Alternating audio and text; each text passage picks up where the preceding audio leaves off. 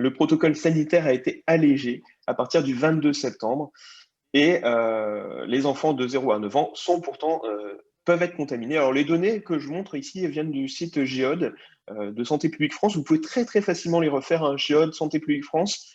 Sur la gauche, vous choisissez Covid-19, les données de laboratoire, et puis le nombre de personnes qui sont positives en hebdomadaire, par exemple. Ici, par exemple, vous voyez les 0,9 ans, on était à 7300, ce sont les chiffres faits hier soir. Alors, on peut s'étonner, du coup, de ce que le ministre de la Santé, de l'Éducation nationale, pardon, Jean-Michel Blanquer, le 6 novembre, disait que les contaminations d'élèves et de profs étaient maîtrisées. Quand vous voyez à droite le graphique, on n'a pas vraiment l'air d'une maîtrise.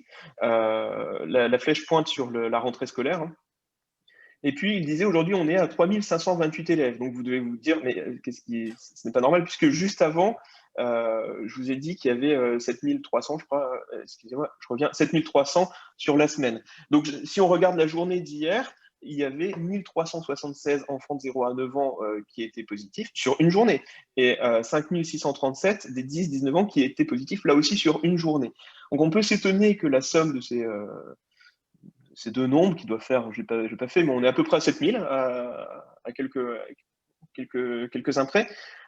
Pourquoi le ministre de la Santé dit qu'il y en a la moitié moins, donc 50% qui ont un test positif, et surtout c'est très trompeur. Quand on dit aujourd'hui, vendredi, on est à 3528, si on est à 3728 par jour, c'est quand même très différent de 3528 depuis le début de la rentrée, par exemple, comme cette phrase pourrait vaguement le laisser entendre.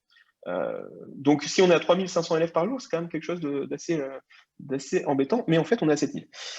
L'évolution est similaire aux autres classes d'âge, comme vous avez vu, sauf le creux de la semaine 39, comme vous avez vu tout à l'heure, il y avait un petit creux. Ce creux, on peut se dire que c'est sans doute ce qu'on pourrait appeler l'effet Blanquer, avec son allègement du protocole, puisque maintenant, les enfants ne sont plus contacts. Dans une classe, on ne fait plus rien tant qu'il n'y a pas 3 cas. Donc forcément, si on ne teste pas, on trouve moins. Et donc, chez les 10-19 ans, ça se voit également aussi, mais ça s'est principalement vu chez les 0-9 ans. Et pourtant, quand on regarde le taux de positivité, eh bien, le taux de positivité suit celui des 10-19 ans. Donc je pense qu'il déjà, il y a un premier point ici, c'est redéfinir les enfants comme des contacts et désalléger le protocole. Donc dès qu'un enfant est positif, il faut que les autres enfants dans la classe puissent être testés.